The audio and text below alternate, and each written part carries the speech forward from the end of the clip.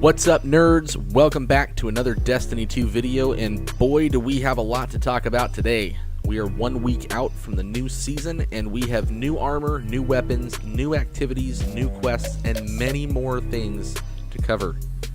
I will be posting a link to the article in the video description below for you to check out as well. Before we start, if you are new to the channel, go ahead and hit subscribe and turn on notifications to get all of our latest videos as soon as they are released. Also, leave us a comment with your thoughts on the info that Bungie gave us today and what you are excited about with the new season of Opulence.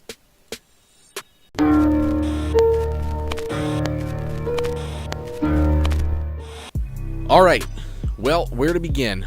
Honestly, I was expecting most of this info to be included in the TWAB this Thursday, but it looks like we get to dive in a bit early here. So, let's start with the new trailer.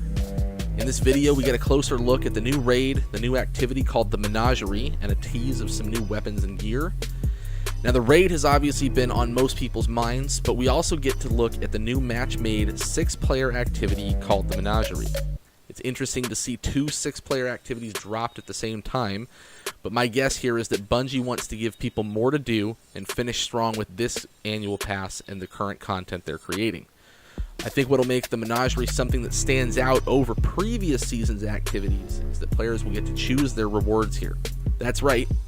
It seems like instead of praying to RNGesus to get the reward you want to drop, you may be able to choose it. And this looks like it works in conjunction with the Chalice of Opulence, which is how players will choose their reward after completing the Menagerie. According to the article, players will have the ability to upgrade the Chalice to get better rewards. But it also seems like this activity will be something you can grind long term, as it's supposedly different each time you run through it. So their replayability is a big selling point here. Personally, I'm looking forward to this. I hope it lives up to the hype. I would love to have something that keeps me engaged 3, 4, 5 weeks and beyond while we wait for the next DLC and annual pass. There is brief mention of the raid, but to be honest, we've already seen a lot to do with the Crown of Sorrows and the Day 1 race for World's First, so I'm going to skip over that for now. The only thing I will point out here is that there are several interesting images of both Hive-infested Leviathan sets as well as an Ascendant Plane Leviathan set in the footage, so it'll be interesting to see how that all plays out when the content drops. In addition to the new activities, we will also have several new armor and weapons to try to get our hands on. There's a lot to unpack here, so let's start with the basics. This season we'll have 3 new pinnacle weapons: a sniper rifle, a bow, and a grenade launcher. So let's start with the Revoker sniper rifle, which I am probably the most excited about. This will be the new Crucible weapon, and the perk on this will return missed shots to the magazine after a brief period of time. Now, I'm curious to see how this actually plays out, as on the surface, this seems like it's setting up for this to be a crutch weapon that is much more forgiving to a player who can't normally land snipes. Now, that being said, it may only return some missed shots. Maybe if you miss everything in the magazine, you won't get them all back. It may have a significantly lower rate of fire to help prevent rapid wild shots, hoping to capitalize on the fact that you'll get a return ammo. But, you know, it'll be interesting to see this in action. And I can't wait to get my hands on this one. I really want to test it out and see if it does some work in Crucible. Next, we have the Gambit pinnacle weapon called Hush. This is a new bow, and the perk on this weapon is hip-fire precision shots give a massive draw speed bonus. Now, as someone who loves a good bow, I'm not exactly sure this perk will be stellar, especially in a PvP setting, but maybe specific to Gambit, this will allow players to jump into the action, score a quick precision hit, and then drop targets faster. That's my assumption here. But this may depend on how long the draw bonus is active, how much it reduces the draw time. If it's an instant draw and it lasts for several seconds, then I can see this being viable. But if it only reduces the draw time slightly, or if it caps out at, let's say, the 3-second mark, this may not be very effective. Again, I'm looking forward to seeing this one in action before making my mind up, although to be honest, I'm not big on Gambit, so if this one turns out to be a dud, I may just skip it altogether. The last pinnacle weapon we have here is the new Vanguard weapon, Wendigo GL3. This is the grenade launcher, if the GL3 didn't already give that away. The perk on this one increases blast radius and damage when you pick up an orb of light. Now in PvE, I can see this being a beast. If players can get kills with masterwork weapons or chain supers, especially on a boss, this may be a good way to maximize DPS. But it will be interesting to watch this play out given the new armor nerfs taking place next week, and whether or not those will place any serious limitations on orb generation in PvE activities.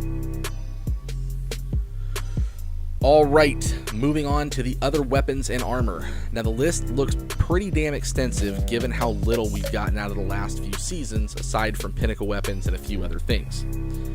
We have several items that will jump right out at anyone who played D1. The first one that seems pretty obvious here is the Truth rocket launcher back in the mix. It'll be interesting to see if this is really a remake or if they do anything to update it for D2. I'm curious to see if the perks are the same or if it functions any different. Also, there is a very familiar looking hand cannon in the list as well. I don't know about anyone else, but that looks almost exactly like the frame of the IS Luna or Hawk Moon from D1. Has a shiny new gold and purple paint job, but since IS Luna was by far one of my favorite hand cannons, I am definitely going to be working hard to get my hands on this one. In addition, there seems to be several Hunter and Titan class armor pieces. The only thing that looks really specific to Warlocks from the trailer is the new sword pictured in the list. But all in all, 20 new items for this season should give players something to do for a fair amount of time as they work through the new activity, Menagerie, and the raid in the upcoming weeks. The last item that's being really teased, not so much revealed, is this hand cannon pictured at the bottom of the article. It's called Lumina, or at least the image here is called Lumina, and the frame is almost like a variation on Thorn. Now, I'm not a lore expert, but in a quick search, there seems to be some community agreement that this weapon may be the Rose, which was the counterpart to the Thorn. For a much better explanation of this, I recommend checking out the video by Bife, where he details out the history and his predictions on this specific weapon. Aside from all this new content, we will also have the new quest Power Surge starting on day 1 to help prepare for the Crown of Sorrow raid. Iron Banner will be making a return again this season, and we will also have the Solstice of Heroes again this year. Solstice armor will be available from Eva Levante, and we will also have the ability to create elemental orbs again, if you guys remember that from the last time, to gain an empowerment buff. I'm assuming this will play into the Triumphs the same way it did during the first Solstice last year, but I guess we'll have to stick around and find out. Well guys, that's a pretty quick overview of the new info from today. I really recommend you check it out for yourselves. Go watch the trailer, read through the article. Personally, I am extremely excited about some of this information. I'm really looking forward to grinding for some of these new weapons, some of this new armor. I'm looking forward to checking out this new 6v6 activity, especially because you can pick your own rewards. So if you thought this video was helpful, give us a thumbs up and leave us a comment down below. Thanks for watching. Later, nerds.